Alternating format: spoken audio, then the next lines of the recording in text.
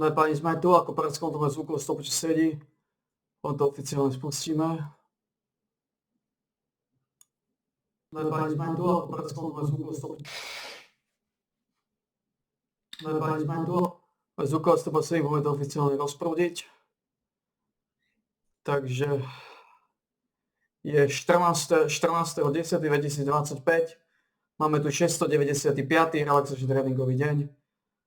Je útorok, ktoré sú vypočutí 15, 15, 14, 14, 13, 13, 12, 12, 11, 11. Predné, zadné, zadné, predné, predné, zadné, zadné, predné a predné, zadné. Idem rýchlosťou svetla, hodno si tam vysieť kocu a budík je na 18.58 znova. Tak začíname 16.10, ideme na prvých 15, 15, predné, zadné. Skúsime to dať do 7 minút.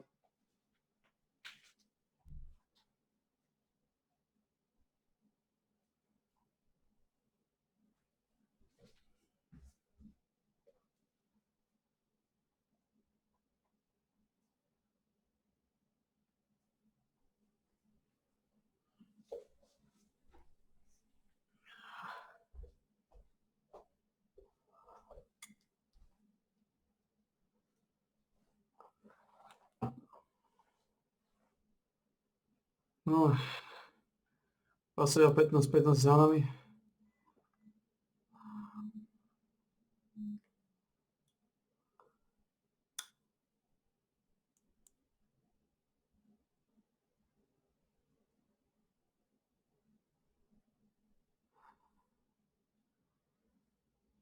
Takže už to pre nás prišlo.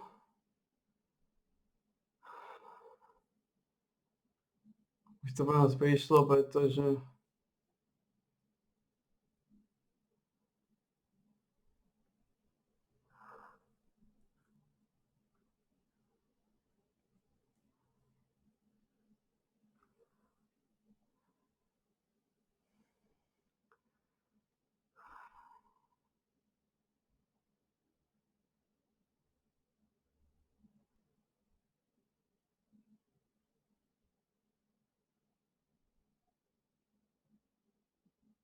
daňový podvod. Takže si spáchal daňový podvod. Tak. No a sudca Golina.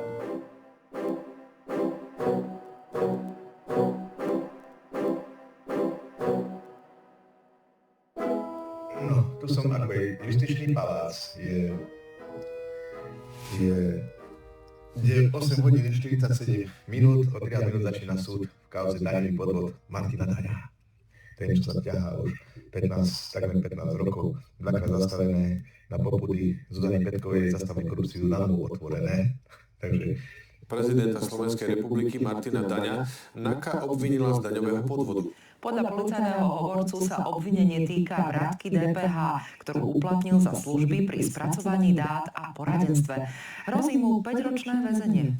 Martin Daňo je obvinený z neoprávnenej vratky DPH vo výške takmer 190 000 eur. Ako konateľ obchodných spoločností so sídlom v Bratislave si mal v priebehu rokov 2011 a 2012 neoprávnene uplatniť nárok na vrátenie DPH za objednané služby bez reálneho plnenia.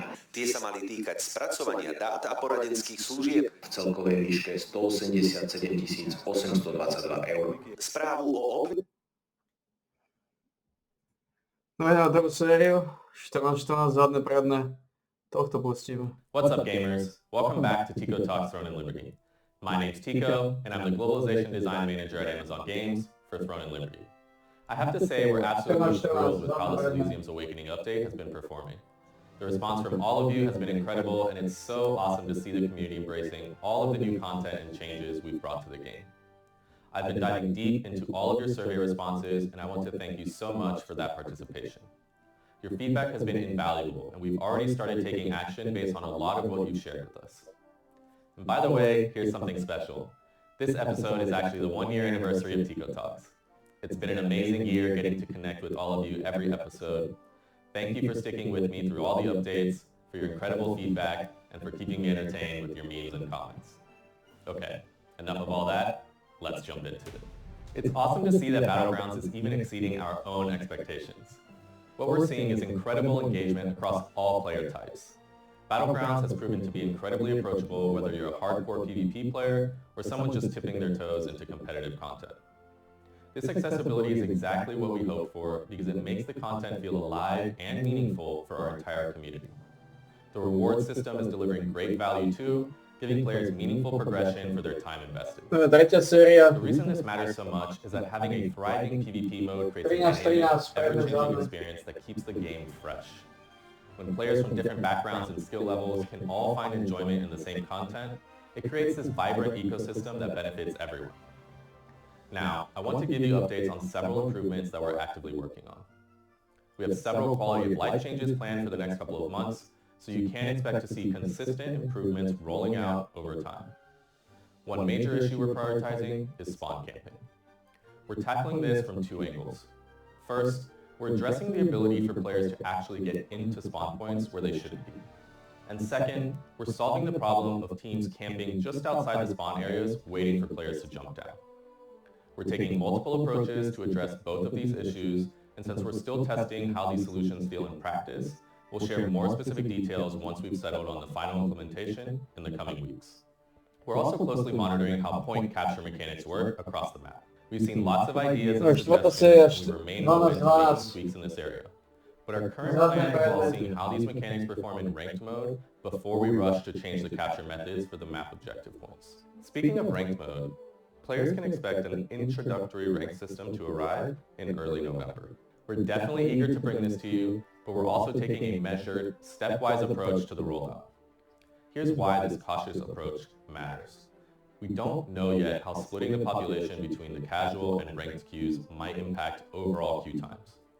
We also believe ranked mode will perform at its best when the matchmaking pool is large enough to consistently create balanced matches. So when ranked mode launches, we'll initially be limiting the time limit that players can queue for ranked matches.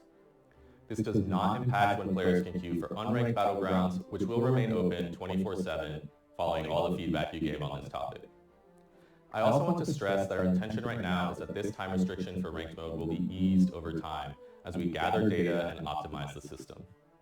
We need time to evaluate how ranked performs across many critical areas, such as matchmaking rules, rules for how you can queue with friends, population availability for balanced MMR matches, and more.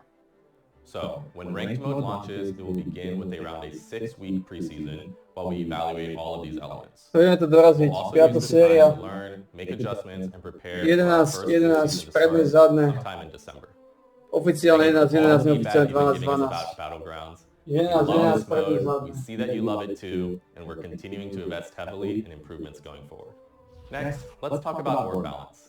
We continue to see that orb remains really engaging in many different situations, and it's been fantastic to see the variety of weapon combinations that players are pairing with it. On October 2nd, we implemented our first balance adjustment to orb. After analyzing the data since that change, it's become clear that several weapon combinations paired with orb and crossbows are still overperforming, specifically in PvE situations. This overperformance is creating two significant problems. First, it's trivializing some of the challenging content in the game that should feel rewarding to overcome. No, je to zaujímavé. Je to zaujímavé. Ja si vystanem Kocua. Budík na 18:58, dobre. Vidíme sa o tej 7.